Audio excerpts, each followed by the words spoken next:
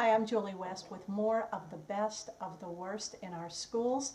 And you know, we've heard so much debate about what is Common Core, or what is in the curriculum, what teachers are or are not being asked or required to teach. So I figured, okay, I'll take people at their word and I'll actually just go check one of the district's websites for myself, look at the scope and sequence and see what's there. Now, I chose Williamson County, Tennessee because, well, that's where I live, and also because it's supposed to be one of the most conservative districts in America. So let's see what we've got. Okay, so there's Williamson County Schools, scope and sequence. We'll click on that. And let's look at middle school. Lots of really cool stuff happens in middle school. And I think I am, let's see, let's go 7th grade and social studies. Well, this jumps out at me right away.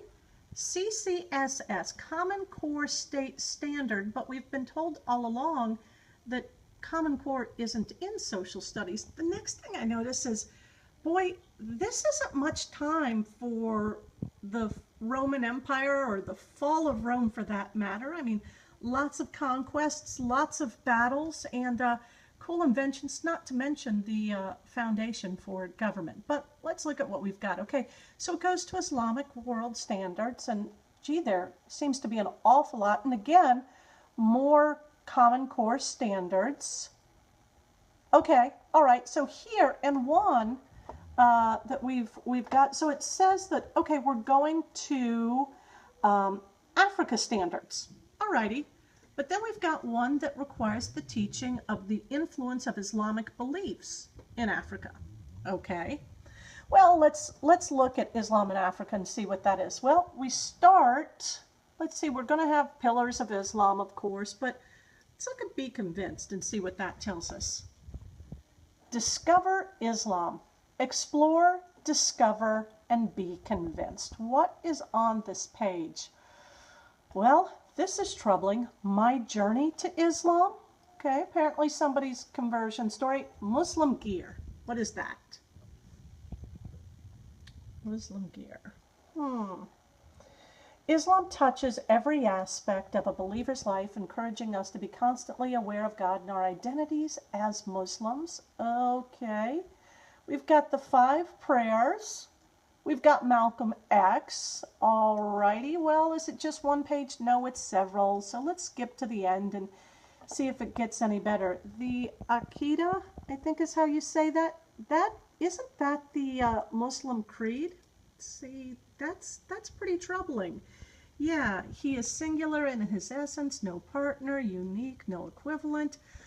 Okay, well, maybe that's just one disturbing thing that got through. Let's go back to Be Convinced and see what else we have here. Okay, all right, let's look at other religions, because surely they're going to be good to other religions, right? I mean, after all, it is a public school district's website. Was Jesus sent to be crucified? See, let us investigate this topic from the Bible and find out whether Jesus was sent to be crucified or that he was crucified. The willingness of Jesus to die for our sins, boy, that is troubling. How about this? It is very clear from the above verse, Matthew 26, that Jesus had no intention of dying. That is a pretty overt attack on the foundational belief of most of the students in Williamson County schools, again, on a public school website. I think this, you know, we've got God answered the prayers of Jesus Christ, but most disturbing of all, and, you know, I mean, if God answered his prayers, then he couldn't have been crucified, of course. How about this? The post-crucifixion prophesied events never happened. Never happened. It doesn't say that Muslims believe they didn't happen. It doesn't say many people questioned this account or it's a belief of Christians. It categorically states on a public school website, apparently enforcing a Common Core standard, that the post-crucifixion prophesied events never took place. Again, this is the faith of the majority of residents of this county, and the district website is instructing students that that information is not true. So once again, I ask Commissioner Huffman, Governor Haslam, Director of Schools Mike Looney, and really anyone else, why is this okay?